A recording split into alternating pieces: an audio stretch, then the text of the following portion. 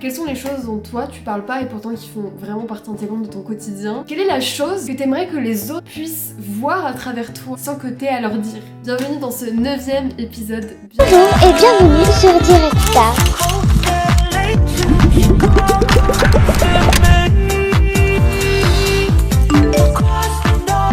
Aujourd'hui, je filme la vidéo, il est 19h16 les gars. La vidéo devrait déjà être postée. Aujourd'hui on va parler d'anxiété parce que c'est un sujet qui touche plus de gens qu'on ne le pense et je pense que ça fait partie des choses dont je parle pas beaucoup mais pourtant qui m'habitent tous les jours quoi. Parce que hier j'ai reçu un message, d'ailleurs cette personne verra cette vidéo donc merci de m'inspirer pour mes vidéos en me disant mais comment tu fais pour tout le temps être motivée et positive tu vois. Et en fait c'est drôle parce que du coup aujourd'hui c'était une journée où j'étais moins motivée que d'habitude. Au lieu de pas sortir cette vidéo parce que je veux sortir un truc super quali, au pire parle devant ta caméra, ça ira très bien et ça te fera du bien aussi. Si c'est pas de l'anxiété, il y a quelque chose avec lequel je me bats tous les jours et je pense que pas mal de gens peuvent se reconnaître dedans. Mettons le contexte. Aujourd'hui, vous pouvez être sûr, si j'ai quelque chose de prévu avec d'autres personnes, très souvent, ça va énormément me faire ruminer. Toute la journée, je vais me dire, tu sais Blandine, tu peux encore annuler. Comme ça, t'es chez toi, t'es tranquille. Souvent, je me dis, mais Blandine, t'as pas l'énergie là. Alors, des fois, c'est vrai, des fois, c'est vraiment pas vrai. La plupart du temps, c'est vraiment pas vrai. À chaque fois, j'aurais pas envie d'y aller. Qu'importe les personnes. Exemple tout bête, je suis partie au week-end ski avec mon école. Le matin même, j'étais là, au pire, c'est quoi, 200 €, j'y vais pas. Mais Blandine, c'est un week-end avec tes meilleurs potes où tu vas au ski. Genre, ça va être juste trop bien. Ok, t'as peut-être mal dormi ces derniers temps, mais on s'en fout, t'es jeune. C'est Alexa qui m'avait dit ça. Ton corps, il peut tenir. Si tu tombes malade, il sait comment agir. C'est pour ça que t'as un système immunitaire. Donc finalement, je suis allée à ce week-end ski et j'ai trop kiffé ce week-end. Parce qu'à chaque fois, c'est comme ça. Et j'ai tellement décliné avant. Ce qui est horrible, c'est que toute la journée, tu rumines en mode est-ce que j'y vais ou pas?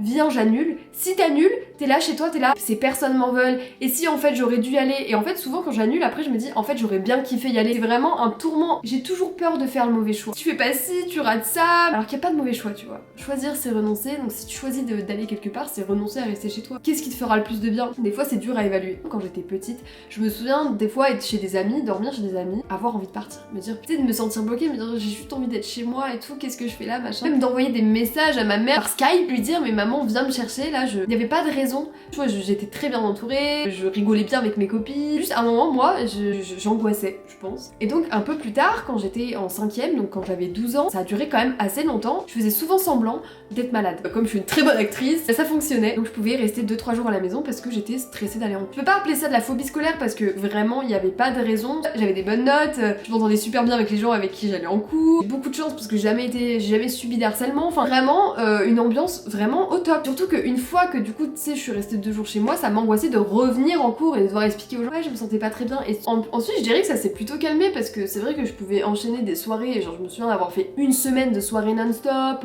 de vivre le jour, et j'étais très heureuse. Et puis au confinement, j'ai fait ma première crise d'angoisse. J'étais dans mon lit, j'étais persuadée dans ma tête que j'étais en train de mourir. Je suis en train de m'étouffer, je tousse, machin, truc bidule, je suis en train de mourir. Tu sais, c'était le début du Covid, on savait pas trop, machin. Enfin, moi, ça m'avait beaucoup angoissée. Et en plus, à ce moment-là, du coup, je vivais une rupture et je vivais extrêmement mal le fait de devoir tout vivre à travers les réseaux sociaux, cette comparaison constante. Enfin, je me souviens avoir supprimé mes réseaux pendant je sais pas quelques jours parce que si j'avais un truc qui était resté sur ma poitrine, genre vraiment un poids, tu vois. En fait, j'ai vraiment l'impression que ça vient par vague. Je suis retournée à Clermont-Ferrand pour Noël et j'ai eu 3 jours d'angoisse totale. Mais quand je vous parle de ça, c'est ruminer pour la même chose de 19h à 3h du matin. Je dormais 3 heures par nuit et pareil, je passais 3 heures à 4 heures dans la journée à devoir marcher dans ma ville juste pour me calmer. Tu sais, dans ces moments-là, t'as l'impression que le truc qui t'angoissait était super grave et que tout te tombait sur la tête. C'est hyper dur de rationaliser, de se dire waouh, ok, c'est bon, ça va le faire. Quand j'ai changé de coiffure, le matin même, je suis réveillée, je me suis dit, tu peux toujours annuler, tu peux ne pas aller chez le coiffeur parce que ça m'angoissait d'aller chez le coiffeur. C'est quand même fou,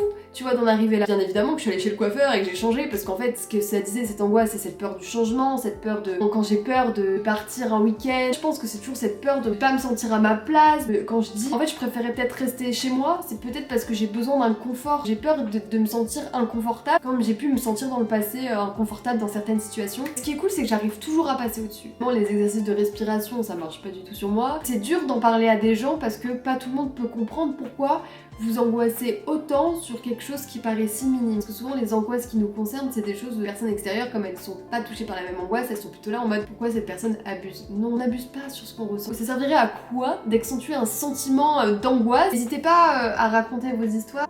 ouais je suis tout le temps motivée, ouais je suis tout le temps optimiste parce que vraiment j'aime vivre, tu vois. Tout me fascine, les gens me fascinent, je suis dans le bus, j'observe les gens, ça me rend heureuse. Quand je me sens pas bien, quand je me sens anxieuse, quelque chose qui m'aide beaucoup c'est de sortir dans la rue et d'observer les gens. Et je vous jure que ça m'aide tellement. Les gens sont avec leurs amis, sont avec leur famille, ils vivent, ils ont leur histoire. En fait, sentir la vie autour de moi, c'est comme si ça m'enlevait de cette bulle un peu de solitude, d'angoisse dans laquelle je m'enferme. Les gens extérieurs, ils venaient la percer en mode ouais Blandine, t'es dans la réalité, tout va bien. Tes problèmes ne sont pas si graves, ça va aller. J'arrive globalement à me rassurer toute seule et je pense que c'est une de mes forces. En fait, ça me rappelle aussi quand j'étais petite, vous voyez, ma mère, tu sais, au dîner, elle demandait à mon frère et moi comment s'était passée notre journée et de la raconter. Et mon frère, lui, il parlait pendant des heures, c'était une radio, tu l'allumais. Et quand ça venait mon tour, tu sais, j'étais là, bah ouais, enfin, journée normal. Alors que il se passait plein de choses dans mes journées, les gars. Je vivais des choses de zinzin.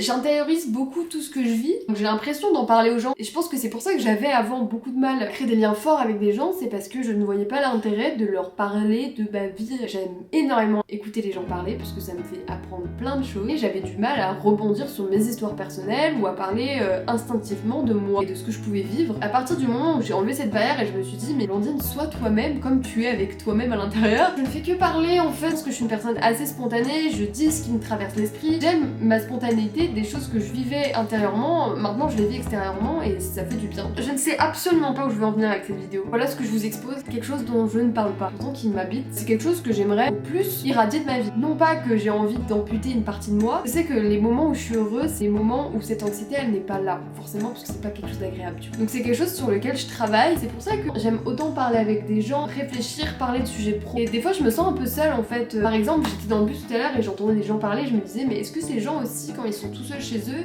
ils ont des réflexions aussi profondes, ils réfléchissent à un tas de choses, au sens des choses, à ce qu'ils ont envie de faire, ce qu'ils sont intrinsèquement, leur essence même. Pourquoi acheter un dictionnaire ça me rend super heureuse, apprendre des mots ça me rend heureuse. Pourquoi quand je me balade dans la rue, tout me paraît beau, quand je vois des fleurs, je me dis waouh c'est trop cool, je retourne à une aire de jeu, je cours dans tous les sens. Et en même temps tu vois je chéris énormément le fait de vivre intensément tout ça. Quand je suis heureuse, je suis vraiment hyper heureuse et au contraire, quand je s'angoisse, c'est comme si le monde allait s'écrouler. Ouais, bref.